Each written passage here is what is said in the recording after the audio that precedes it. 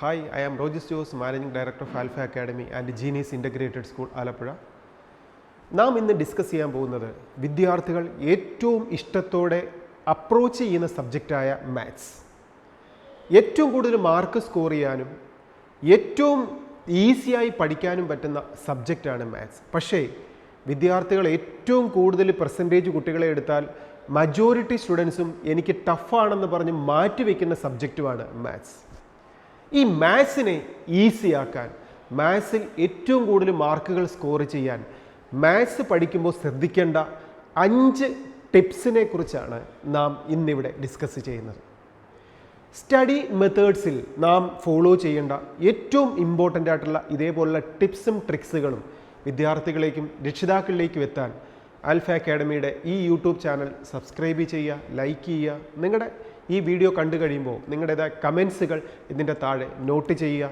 ഇനി നമുക്ക് ചിന്തിക്കാം മാത്സിനെ എങ്ങനെ ഈസിയാക്കാം. ഫസ്റ്റ് വൺ എന്ന് പറയുന്നത്, മാത്സ് എന്ന ഏരിയയെ നാം 7 പാർട്ടുകളായിട്ടാണ് ഡിവൈഡ് ചെയ്യേണ്ടത്.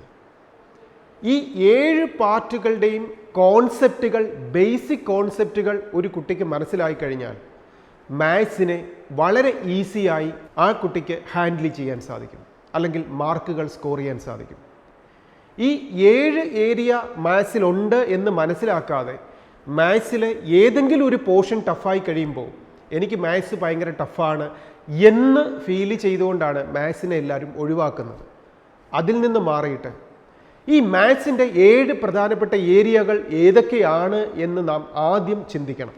ഈ 7 ഏരിയകൾ എന്ന് പറയുന്നത് geometry, algebra, arithmetic, calculus, number system, statistics and probability, set theory and trigonometry.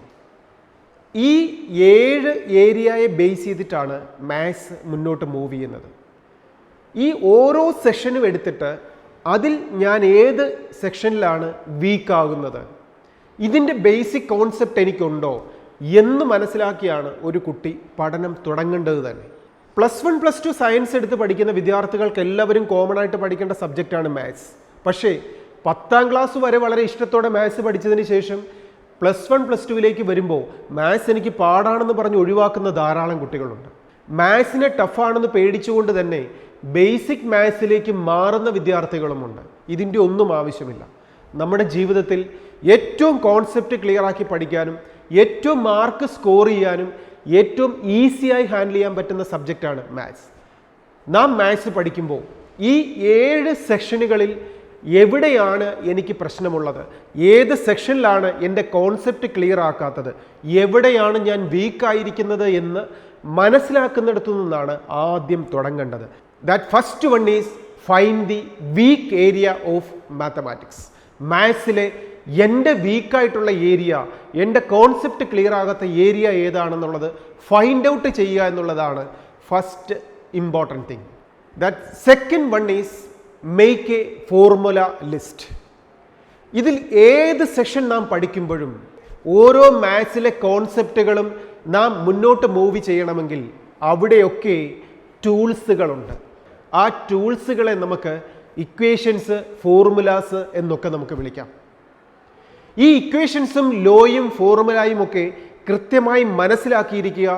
ഇത് മനസ്സിലാക്കിയെടുക്കാൻ, മറക്കാതിരിക്കാൻ വേണ്ടിയിട്ട് ഒരു കൃത്യമായ ചാർട്ട് പ്രിപ്പയർ ചെയ്യുക എന്നുള്ളതാണ് രണ്ടാമത്തെ കാര്യം. ഈ ഫോർമുലാസ് ഒന്നും നമുക്ക് ചേഞ്ച് ചെയ്യാൻ സാധിക്കത്തില്ല. അതുകൊണ്ട് തന്നെ ഇതൊക്കെ നാം മെമ്മറൈസ് ചെയ്യേണ്ടതാണ്, പഠിച്ചു വെക്കേണ്ടതാണ്. ഇത് നമ്മുടെ മെമ്മറിയിൽ കൃത്യമായി കീപ്പ് ചെയ്യാൻ ഓരോ സെക്ഷനിലെയും ഇക്വേഷൻസ് എന്തൊക്കെയാണ് എന്ന് പെട്ടെന്ന് ഓർത്തിരിക്കാൻ പറ്റുന്ന രീതിയിൽ കോൺസെപ്റ്റിനെ ക്ലിയർ ആക്കിക്കൊണ്ടുള്ള ഒരു ഇക്വേഷൻ ചാർട്ട് നാം പ്രിപ്പയർ ചെയ്യുക. ഇടയ്ക്കിടയ്ക്ക് അത് റീവിഷ്വലൈസ് ചെയ്ത് എൻ്റെ മെമ്മറിയിൽ ഇതൊക്കെ ഉണ്ട് എന്ന് ഉറപ്പുവരുത്തുക എന്നുള്ളതാണ് രണ്ടാമതായി നാം ചെയ്യേണ്ടത്. Third one is recheck the questions. എന്തുകൊണ്ടാണ് ചെക്ക് ദി ക്വസ്റ്റ്യൻസ് എന്ന് പറയാതെ റീചെക്ക് ദ ക്വസ്റ്റ്യൻസ് എന്ന് ഞാൻ പറഞ്ഞത്? കാരണം ഈ മാത്സിലെ ഓരോ കോൺസെപ്റ്റുകളും പഠിപ്പിച്ച് കഴിയുമ്പോൾ അതിൽ നാം അപ്ലൈ ചെയ്യേണ്ട ഫോർമുലാസ് ഏതാണെന്ന് നാം മനസ്സിലാക്കി കഴിയുമ്പോൾ ഇത് പഠിപ്പിക്കുന്ന അധ്യാപകൻ ഈ കോൺസെപ്റ്റിനെ ബേസ് ചെയ്ത്, ഈ ഇക്വേഷൻസിനെ ബേസ് ചെയ്ത് പ്രോബ്ലംസ് അല്ലെങ്കിൽ ക്വസ്റ്റ്യൻ ആൻസറുകൾ നമ്മെ ചെയ്യിപ്പിക്കും. നന്നായി പഠിപ്പിക്കുന്ന അധ്യാപകരായതുകൊണ്ട് തന്നെ ഈ പഠിപ്പിക്കുന്നതൊക്കെ നമുക്ക് നന്നായിട്ട് മനസ്സിലാവും. ഈ മനസ്സിലായതൊക്കെ ഈ പ്രോബ്ലംസും ക്വസ്റ്റ്യൻസും എല്ലാം തന്നെ നാം കൃത്യമായി നോട്ട് ചെയ്ത് വെക്കുകയും ചെയ്യും എല്ലാ വിദ്യാർത്ഥികളും. എന്നിട്ട് വിദ്യാർത്ഥികൾ ഈ മാത്സ് പഠിക്കുന്നത് എങ്ങനെയാണ്? വീട്ടിൽ പോയതിന് ശേഷം ഇതെടുത്ത് വീണ്ടും വായിച്ചു നോക്കും. മാത്സ് ഒരിക്കലും വായിച്ചല്ല പഠിക്കേണ്ടത്, നാം റീചെക്ക് ചെയ്ത് തന്നെ നോക്കണം. എങ്ങനെയാണ് റീചെക്ക് ചെയ്യേണ്ടത്? നമ്മെ ക്ലാസ്സിൽ ചെയ്യിപ്പിച്ച ആ സെയിം ക്വസ്റ്റ്യൻ, ആ ക്വസ്റ്റ്യൻ എഴുതിയിട്ട് എനിക്ക് നന്നായി മനസ്സിലായി, ഞാൻ നന്നായി നോട്ട് ചെയ്തെടുത്ത ക്വസ്റ്റ്യനാണ്, ആൻസർ ആണ് എങ്കിൽ പോലും അത് സ്വന്തമായി ഒരു പേപ്പറിൽ ചെയ്യാൻ നോക്കുക. 99% കുട്ടികൾക്കും ഒരു ഫസ്റ്റ് ടൈം പഠിപ്പിച്ചപ്പോൾ മനസ്സിലായ ക്വസ്റ്റ്യനാണ്, ആൻസർ ആണെങ്കിൽ പോലും അത് സ്വന്തമായിട്ട് ചെയ്യാൻ ശ്രമിക്കുമ്പോൾ ചെയ്യാൻ പറ്റാതെ ഇടയ്ക്ക് വെച്ച് സ്റ്റോപ്പായി പോകുന്നത് നമുക്ക് മാത്സിൽ കാണാൻ പറ്റും. അത് 99% കുട്ടികളും ഫേസ് ചെയ്യുന്നത് ഈ പ്രശ്നമായിരിക്കും. പക്ഷേ ഇത് ചെയ്തു നോക്കാതെ നാം ഒന്ന് വായിക്കാൻ ശ്രമിച്ചാൽ എനിക്കിതെല്ലാം അറിയാമെന്ന് തോന്നുകയും ചെയ്യും. അതാണ് മാത്സ്. നിർബന്ധമായും ഇന്ന് പഠിപ്പിച്ച ക്വസ്റ്റ്യൻസ് അന്ന് തന്നെ നാം വീണ്ടും ചെയ്ത് തന്നെ പഠിക്കുക. ക്വസ്റ്റ്യൻ മാത്രം വായിച്ചിട്ട് എത്ര അറിയാവുന്നതാണെങ്കിലും നാം ഒന്ന് ചെയ്തു നോക്കുക. അത് എവിടെ വെച്ചാണോ നിന്ന് പോകുന്നത് അതവിടെ നിൽക്കട്ടെ. നാം വീണ്ടും നോട്ട്ബുക്ക് എടുത്ത് എങ്ങനെയാണെന്നുള്ളത് ചെയ്തിരിക്കുന്ന മെത്തേഡുകൾ മനസ്സിലാക്കിയതിന് ശേഷം ആദ്യം ചെയ്ത പേപ്പർ ക്യാൻസൽ ചെയ്തിട്ട് വീണ്ടും നാം ആദ്യം മുതൽ തന്നെ ചെയ്ത് പ്രാക്ടീസ് ചെയ്യുക. എപ്പോഴാണോ സ്വന്തമായിട്ട് മുഴുവൻ ചെയ്യാൻ പറ്റുന്നത് അതുവരെ ഈ സെയിം പ്രൊസീജിയർ ആവർത്തിക്കണം. അങ്ങനെ ഇന്ന് ക്ലാസ്സിൽ ചെയ്യിപ്പിച്ച 10 ക്വസ്റ്റ്യൻ ആണെങ്കിൽ, അല്ലെങ്കിൽ പുതിയതായത് പഠിച്ച 10 ക്വസ്റ്റ്യൻ ആണെങ്കിൽ, ഈ 10 ക്വസ്റ്റ്യനും വീണ്ടും ഒരു 24 അവേഴ്സ് കഴിയുമ്പോൾ അല്ലെ 24 അവേഴ്സിനുള്ളിൽ ഇത് വീണ്ടും എനിക്ക് സ്വന്തമായി ചെയ്യാൻ പറ്റുന്നുണ്ട് എന്ന് ഉറപ്പ് വരുത്തുക, റീചെക്ക് ചെയ്യുക. That's A very important third method. Next, fourth quality നമ്മൾ കീപ്പ് ചെയ്യേണ്ടത് സ്റ്റഡി റെഗുലർലി. മാത്സ് എന്ന് പറഞ്ഞ സബ്ജക്റ്റിനെ സംബന്ധിച്ചിടത്തോളം നാം എത്രയധികം ഉപയോഗിക്കുന്നു അതിനനുസരിച്ച് മാത്സിലുള്ള സ്കില്ല്, കാൽക്കുലേഷൻ മെത്തേഡുകൾ, സ്പീഡ് ഇതെല്ലാം കൂടിക്കൊണ്ടേയിരിക്കും. നമുക്കൊരു ചെറിയ കഥയൊന്ന് നോക്കാം.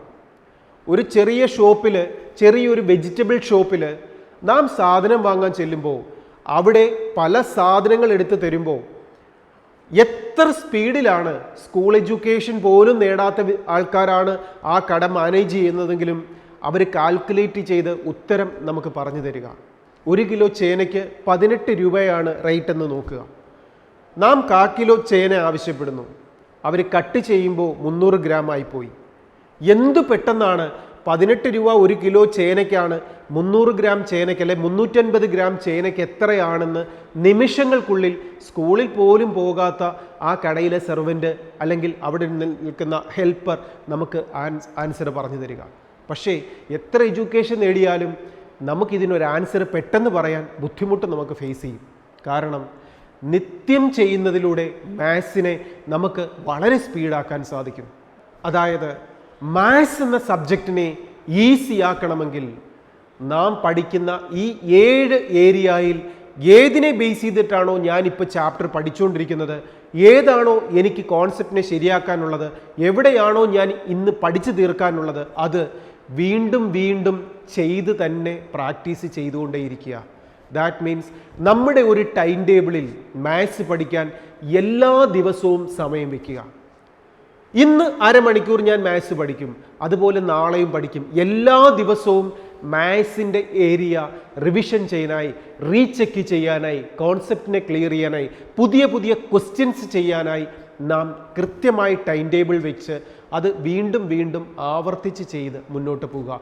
Study regularly. That's the fourth method. Next is fifth one is very important. Apply the maths into real life. നമ്മുടെ ലൈഫിൽ നാം കാണുന്ന പല കാര്യങ്ങളിലേക്കും മാത്സിനെ നാം അപ്ലൈ ചെയ്യുക. നിസ്സാരമായി ഒരു കുപ്പിക്കകത്ത് വെള്ളം കുടിക്കാൻ എടുക്കുമ്പോൾ, അല്ലെങ്കിൽ ഒരു ഗ്ലാസ്സിനകത്ത് വെള്ളം കുടിക്കാൻ എടുക്കുമ്പോൾ, ഞാൻ ഈ കുപ്പിയിലേക്ക് അല്ലെങ്കിൽ ഈ ഗ്ലാസ്സിലേക്ക് വെള്ളം ഒഴിക്കുമ്പോൾ അതിലുണ്ടാകുന്ന ചേഞ്ച് അത് ഏതായിട്ടാണ് നാം കൺസിഡർ ചെയ്യുക? അതിൻ്റെ വോളിയം എന്താണ്? എത്ര ക്വാണ്ടിറ്റി വെള്ളമാണ് ഇതിൽ കൊള്ളുന്നത്? ഇതിൻ്റെ സൈഡുകൾ ഏതൊക്കെയാണ്? ഇങ്ങനെ നാം പഠിച്ച മാത്സ് നമ്മുടെ റിയൽ ലൈഫിലെ ഓരോ കാര്യങ്ങളിലേക്കും കാൽക്കുലേറ്റ് ചെയ്യാൻ അപ്ലൈ ചെയ്ത് നാം പ്രാക്ടീസ് ചെയ്യുക. ഇതിനോടൊപ്പം ഈ 5 കാര്യങ്ങളെക്കാൾ പ്രാധാന്യമുണ്ട്, ഒട്ടും പ്രാധാന്യമില്ലാത്ത ഒരു കാര്യം. ദാറ്റ് ഈസ് മാത്സിനെ ഇഷ്ടപ്പെടുക, മാത്സിനെ സ്നേഹിക്കുക. ഏറ്റവും കുറച്ച് തിയറി പഠിച്ച് ഏറ്റവും കൂടുതൽ മാർക്കുകൾ സ്കോർ ചെയ്യാൻ ഏറ്റവും നല്ല സബ്ജക്റ്റാണ് മാത്സ്. അതുകൊണ്ട് തന്നെ മാത്സ് പഠിക്കേണ്ട രീതിയിൽ പഠിക്കുക. ഏതെങ്കിലും ഒരു ക്വസ്റ്റിൻ്റെ ആൻസർ ചെയ്യാൻ പറ്റില്ല എന്ന് വെച്ചിട്ട് മാത്സേ പാടാണ് എന്ന് നാം തിങ്ക് ചെയ്യേണ്ട. മാത്സിലെ ഏത് ഏരിയയാണ് പ്രശ്നം? ട്രിഗ്നോമെട്രി ആണോ പ്രശ്നം? അതുകൊണ്ടൊരിക്കലും കാൽക്കുലസിനെ വെറുക്കേണ്ട കാര്യമില്ലല്ലോ. ട്രിഗ്നോമെട്രി ശരിയാക്കാൻ ഞാൻ എന്ത് ചെയ്താൽ മതി? ട്രിഗ്നോമെട്രിയുടെ ബേസിക് കോൺസെപ്റ്റ് ശരിയാക്കുക, അതിൻ്റെ ഇക്വേഷൻസും ഫോർമുലാസും നാം പഠിച്ചു വെക്കുക, അതിൻ്റെ ലോകൾ നാം മനസ്സിലാക്കുക, ദെൻ അതിനെ ബേസ് ചെയ്ത് ക്വസ്റ്റ്യൻ ചെയ്യുക. That's A simple one. ഇതേപോലെ നമ്പർ സിസ്റ്റം എടുത്താലും സെറ്റ് തിയറി എടുത്താലും ജോമെട്രി എടുത്താലും ഇങ്ങനെ മാത്സിൻ്റെ ഓരോ ഏരിയയിലെയും ബേസിക് കോൺസെപ്റ്റുകൾ മനസ്സിലാക്കിക്കൊണ്ട് മാത്സിനെ ഇഷ്ടപ്പെട്ടുകൊണ്ട് പഠിക്കുന്ന ഒരു വിദ്യാർത്ഥിയായി മാറാൻ ഓരോരുത്തർക്കും സാധിക്കട്ടെ. പുതിയ സ്റ്റഡി ടിപ്സ് ആൻഡ് ട്രിക്സുമായി വീണ്ടും നമുക്ക് ഈ ചാനലിലൂടെ കാണാം. വിദ്യാർത്ഥികൾക്ക് ഏറ്റവും നല്ലൊരു വിജയത്തിലേക്ക് എത്തിക്കാനായി ആൽഫ അക്കാഡമിയും ആൽഫ ജീനിയസ് ഇൻ്റഗ്രേറ്റഡ് സ്കൂളും നിങ്ങളോടൊപ്പമുണ്ട്. ഏവർക്കും നല്ല വിജയം നേടാൻ സാധിക്കട്ടെ എന്ന് ആശംസിക്കുന്നു. Best wishes.